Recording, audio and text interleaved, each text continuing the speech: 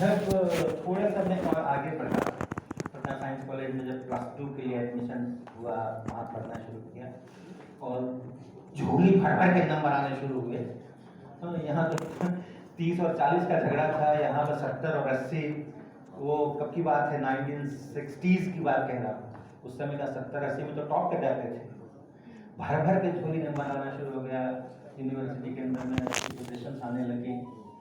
तब मैंने ये बात तो रियलाइज किया, या ये बहुत प्रमुखता से मेरे सामने, मेरे जहन में घूमने लगा कि मेरे को तो मेरी माँ ने ठकुआ खिला करके ट्रैक पर ले आया, लेकिन इस एजुकेशन सिस्टम में कितने लोग पीछे छूट जाते होंगे। और जो पीछे छूट जाते हैं, समाज उनको बिल्कुल आदर की दृष्टि से नहीं देखता है। जिनके रिजल्ट खराब होते हैं, नंबर नहीं आते, अच्छे कॉलेज में एडमिशन नहीं मिलता है, समाज उनको अच्छी नज़र से नहीं देखता है, उसका सम्मान नहीं करता है, जबकि उनका कोई कसूर नहीं होता है।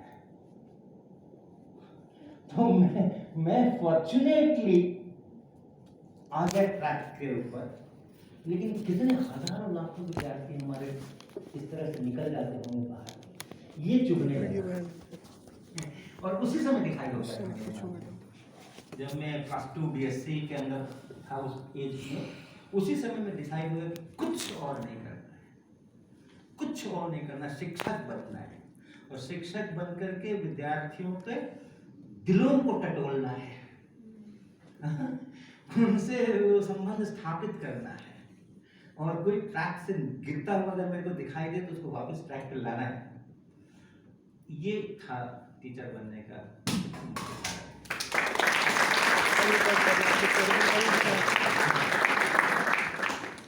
और मैं अभी भी कहता हूँ लोगों से, शिक्षक के जितना पवित्र काम शायद ही कोई दूसरा हो, शायद ही कोई दूसरा हो।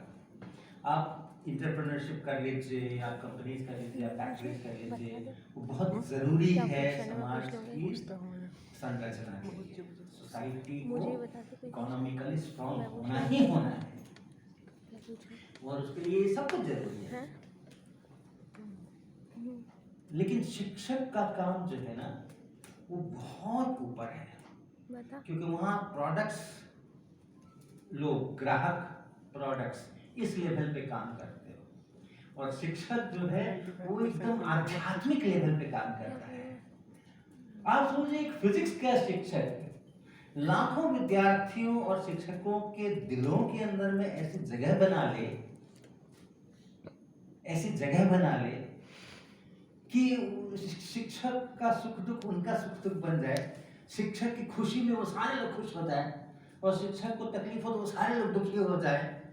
ये इससे बड़ा आध्यात्मिक संरचना कोई हो सकती है क्या? ये प्रोफेशन जो है इतना नायाब प्रोफेशन है, इतना नायाब प्रोफेशन है ये, कि जिसकी कोई तुलना नहीं हो सकती। वंडरफुल। लेकिन ये है कि जो हमारे यहाँ शिक्षकों की ट्रेनिंग होती है, रेगुलर ट्रेनिंग, भाई शिक्षक कौन बनता है? जो पहले BSc करेगा, MSc करेगा, BTech करेगा, MTech करेगा, वही तो शिक्षक बनेगा ना कहीं पे। तो वो जो पीरियड है, उस पीरियड में उनको ये अनुभव नहीं कराया जाता। सबसे पहला तो है कि मेरा जो सब्जेक्ट है, वो सब्जेक्ट बिल्कुल इतना बढ़िया सब्जेक्ट है कि उसके अंदर हम जिंदगी गुजार सकते हैं। पहले तो ये अनुभूति होनी चाहिए। अगर मेरा सब्जेक्ट फिजिक्स है तो मुझे अपने अंदर ये अनुभूति होनी चाहिए कि मेरा फिजिक्स का सब्जेक्ट इतना सुंदर है और इतना अच्छा है कि उसके अंदर में हम जिंदगी गुजार सकते हैं। पहले तो अपने सब्जेक्ट के साथ में ऐसा रिश्ता चाहिए, और वो होता है अगर हम अपने सब्जेक्ट की जो अंदर की खूबसूरतियां हैं उसके दर्शन कर पाए, तो ऐसा होता है। भक्त जो होते हैं, ईश्वर के भक्त जो होते हैं, भक्त, सच्चे भक्त, पहुंचे हुए जिसको कहते हैं वगैरह, मीराबाई, उनको ईश्वर की जो खूबसूरती है, ईश्वर के जो अनुभूति है, वो इतनी तगड़ी होती है, इतनी अच्छी होती है, इतनी गहराई के साथ होती है कि उसमें वो पूरी जिंदगी गुजार देते हैं। उनको कोई मतलब नहीं होता है कि मेरे पास क्या है क्या नहीं है, खाना मिला नहीं मिला, क्या मिला क्या नहीं मिला, कैसे कपड़े, पूरी जिंदगी गुजार सकते हैं उसके सूरदास। तो वो जो ईश्वर की अनुभूति है। और बाकी क्या होता है, इधर तिलक लगाया उधर तिलक लगाया, जय जय राम सिया राम, अपना भज रहे हैं रोजाना रोजाना रोजाना, मंदिर गए आरती करे, वो अनुभूति नहीं हुई। मंदिर गए तो मूर्तियों के दर्शन किए, भगवान के दर्शन नहीं किए। भगवान की मूर्तियों के दर्शन किए, मूर्तियों के दर्शन किए तो पाप नहीं कटे, मन के जो कलुषता है वो घटी नहीं, तो प्रेम का उदय नहीं हुआ। प्रेम का उदय नहीं हुआ, ईश्वर से नाता जुड़ा नहीं, तो फिर दुखी रहते। भव सागर में कहते ना, भव सागर में आए हो तो झेलना ही पड़ेगा, दुखी रहते। जिसको वो ईश्वर के दर्शन हो गए, वो भव सागर के दुखों से ऊपर उठ गया। उसको भव सागर के दुख दुखी नहीं करते, लेकिन वो ईश्वर के दर्शन होते नहीं है, वो खाली मूर्तियों के दर्शन होते हैं। हमारे एजुकेशन सिस्टम में भी हम जब BSc, MSc, masters, BTech, MTech करते हैं तो हमें अपने विषय के दर्शन नहीं होते हैं, अपने विषय की मूर्तियों के दर्शन होते हैं। हम अपने विषय के अंदर की गहराइयां नहीं अनुभव करते हैं। हम केवल उसके फॉर्मूला इक्वेशन जानते हैं, डिफरेंशियल इक्वेशन सेटअप करो, सॉल्व करो, प्रोग्राम लिखो, वो मूर्तियां हैं। वो प्यार नहीं हो सकता, मूर्तियों से प्यार नहीं हो सकता। ईश्वर से प्यार हो सकता है, लेकिन वो हो सकता है, होना बहुत मुश्किल है, आसानी से नहीं होगा। और उसके लिए कोई बड़ी तपस्या करने की जरूरत नहीं है। जितने भक्त लोग हैं, जितने भक्त हुए हैं, सूरदास का नाम ले लो, मीराबाई का नाम ले लो, जितने भक्त हुए वो बड़ी एक कठिन तपस्या के बाद भक्त नहीं बने। वो कठिन तपस्या तो शुरू ही करते हैं जब भक्त बन जाते हैं, उसके बाद कोई तपस्या भी कर लेता है।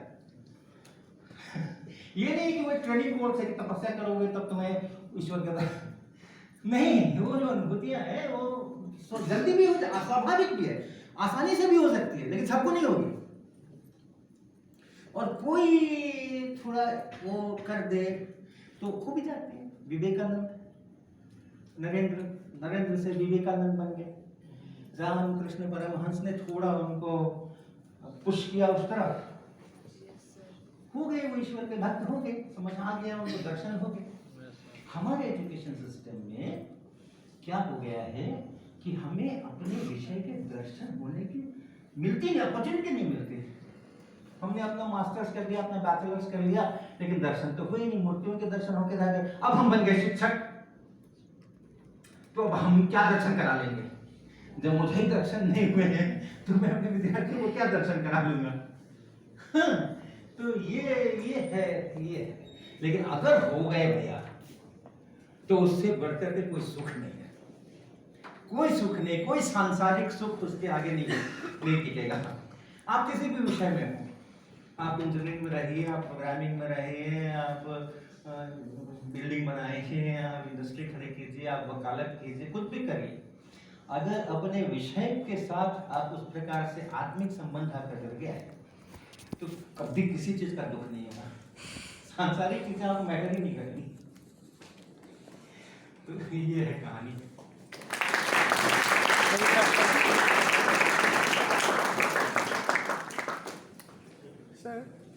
सर आपने कहा विष्णु के ध्यान और अपने विषय से प्यार नहीं। बेसिकली अगर कोई स्टूडेंट है, किसी विषय से उसको इतना लगाव है, उस पर वो मतलब वो फोकस है, उस पर डिपेंडेंट है, उसको बहुत वो पसंद है। बट हमारे एजुकेशन सिस्टम में क्या होता है कि उसको अलग अलग सब्जेक्ट से बांध दिया जाता है और उसको पीछे मतलब खींचा जाता है एक तरह से। अगर वो पार्टिकुलरली वो एक सब्जेक्ट में अगर लगा रहता तो आज वो रामानुजन, आर्यभट्ट जैसे वो एक्सपर्ट मैथमेटिशियन, फिजिसिस्ट बनता। बट ऐसा क्यों हमारे एजुकेशन सिस्टम में ऐसा होता है? एजुकेशन सिस्टम से बाहर जब निकलोगे तब कर लेना सर, वो फिर तो कोई नहीं रोकेगा ना। सर वो तो सही है सर, बट अगर वो बचपन से ही लगा रहे, ऐसे भी नहीं है, ऐसे भी नहीं। क्या है कि अभी हाल में मेरे पास मेरे बैंक के मैनेजर साहब आए थे कुछ समय पहले, महीना हुआ होगा या 30 दिन हुए होंगे। तो आए, जो कुछ बैंक का काम था वो तो हुआ, बातचीत हुई, तो उन्होंने कहा कि मेरे को आपसे एक एडवाइस लेना है। हाँ बताइए। तो मेरा बेटा जो है वो 6ठी क्लास में है, तो हम उसको किस तरह से ट्रेन अप करें ताकि वो अपना एक दिशा पकड़े और उसी में फोकस करे। तो हमने कहा अच्छा आप ऐसा सोचने लग गए, तो बोले हाँ, लेकिन क्यों ऐसे क्यों सोच रहे हैं आप, उसको थोड़ा खेलने कूदने दीजिए, तो 6ठी क्लास में है, उसको तो 2-3 साल तो दीजिए अभी कम से कम। तो बोले नहीं नहीं, वो सब लोग कहते हैं कि बहुत कंपटीशन का जमाना है, ये है वो है, तो शुरू से ही आप तय कर लो कि इसको क्या बनना है, और शुरू से ही 6ठी क्लास हो गई, अभी से उसको उस विषय के लिए शुरू कर दो, उसकी ट्रेनिंग शुरू कर दो।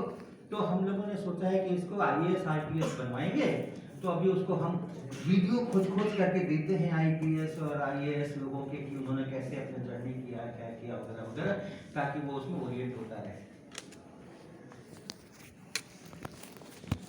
भैया अगर मेरे से एडवाइस मांगोगे तो मैं ये कहूँगा कि आप उसको बिल्कुल भी गाइड मत कीजिए और किसी एक दिशा में तो भेजिए ही मत उसको। अभी उसको दुनिया देखने दीजिए, अभी उसको स्कूल के बाद जो भी समय मिलता है आप उसको घुमाइए। 6ठी क्लास का बच्चा सबसे पहले अपने बैंक ले जाइए अपने साथ, और ले जाके कुछ बताइए कि मनी का ट्रांजैक्शन कैसे होता है, कैसे ऑनलाइन करते हैं, कैसे क्यू में लगते हैं, क्या होता है, कैसे पैसा ट्रांसफर हो जाता है बैठे बैठे, कोई पैसा लेकर के मेरे अकाउंट से दूसरे के अकाउंट में डालता है, क्या होता है, आप दिखाओ। आप उसको फैक्ट्री में ले जाओ, किसी फैक्ट्री में ले जाओ, बाजार हाट घुमाओ, उसको जहाँ सब्जी मिलती है वहाँ ले जाकर थोड़ा समय बताओ कैसे तोलते हैं, कैसे बार्गेनिंग करते हैं, क्या दुनिया दिखाओ उसको। दुनिया के बहुत समग्र एक समग्रता है ना दुनिया में भी, एक इंटीग्रिटी है दुनिया में, कंपार्टमेंटलाइजेशन नहीं है। कंपार्टमेंटलाइजेशन तो हम लोग करते हैं, दुनिया हम बहुत देखते हैं और सब जुड़ी हुई है, सबकी नेटवर्किंग है आपस में। तो आप उसको हर चीज़ का एक्सपोजर दो, इसका इसका इसका इसका इसका इसका इसका सब चीज़ का एक्सपोजर। जितनी ज़्यादा चीज़ों का आप उसको एक्सपोजर दोगे उसका ब्रेन डिसाइड करेगा। आप वॉच करो खाली, उसका ब्रेन डिसाइड करेगा कि उसका किस तरफ ओरिएंटेशन जा रहा है, कहाँ पर उसको फोकस करना चाहिए। आप उसको पूरा टाइम दे दो, उसके बाद जब उसका नेचुरल इंक्लिनेशन शुरू हो जाए तब फिर आप उसमें ज़्यादा सिचुएशंस क्रिएट करना। पेरेंट्स का देखो बच्चे कैसे सीखते हैं, 1 साल का बच्चा कैसे सीखता है? अच्छा 1 साल का बच्चा सीखता है कि नहीं सीखता है? सीखता है सर, बहुत तेजी से सीखता है। कोई पढ़ाने आता है क्या? No sir. कोई सिलेबस बनाता है क्या? No sir. कोई परीक्षा लेता है क्या? No sir. कोई उसको पास फेल करता है क्या? No sir. कोर्स रिपीट करने को कहता है क्या? वो स्लो लर्नर है कि फास्ट लर्नर है, कोई कहता है क्या? सीखता है ना बच्चा? Yes sir. बहुत सारी चीजें सीखता है ना। बहुत सर। ये स्वाभाविक प्रक्रिया है। जो हमारे सामने सिचुएशंस होती हैं उन सिचुएशंस में से हम सीख लेते हैं, बिना बताए हुए सीख लेते हैं। तो मेरा क्या, पेरेंट्स का क्या काम है? पेरेंट्स ने अगर वो सिचुएशंस नहीं क्रिएट की हुई, कम ही सिचुएशंस क्रिएट की हुई हैं तो कम चीज़ें सीखें। ज़्यादा सिचुएशंस क्रिएट की हुई तो ज़्यादा चीज़ें सीखें। तो हमारा जो काम होना चाहिए ना, खास करके छोटी एज के अंदर में, वो यही होना चाहिए कि हम उसको भांति भांति के सिचुएशंस से अवगत कराएं, खोज कराएं।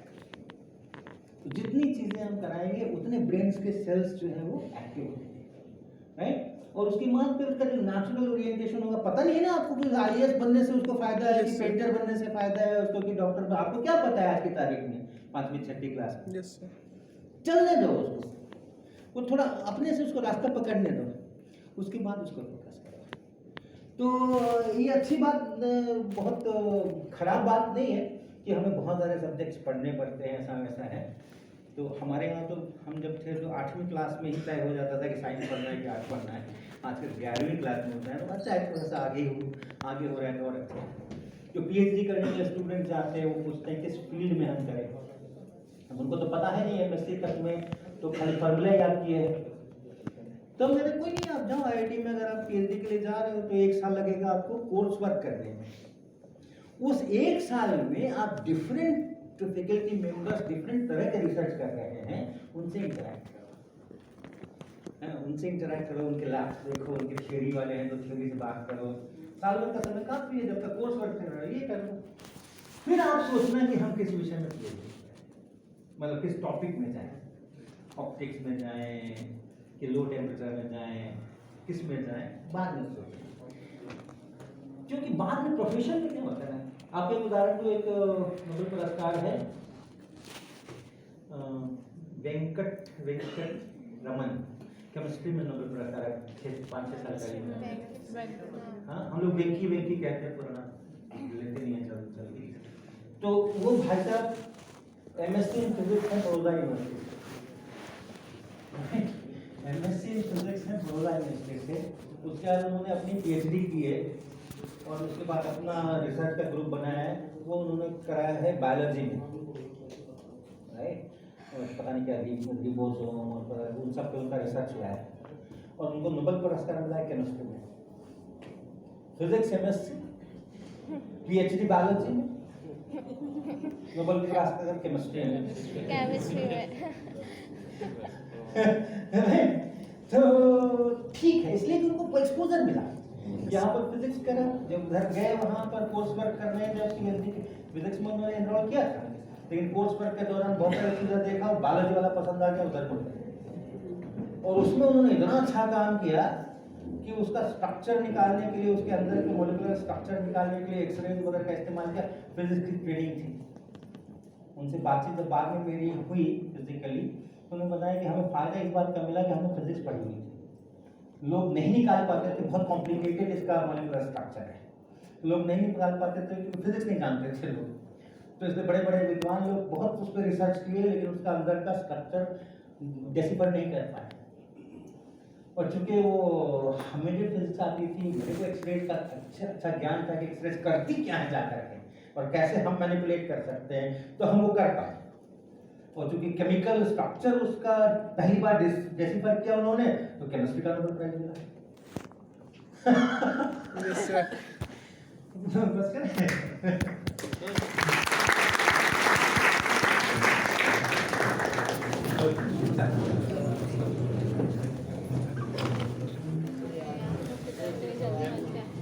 Thank you so much, sir, for your enlightening talk.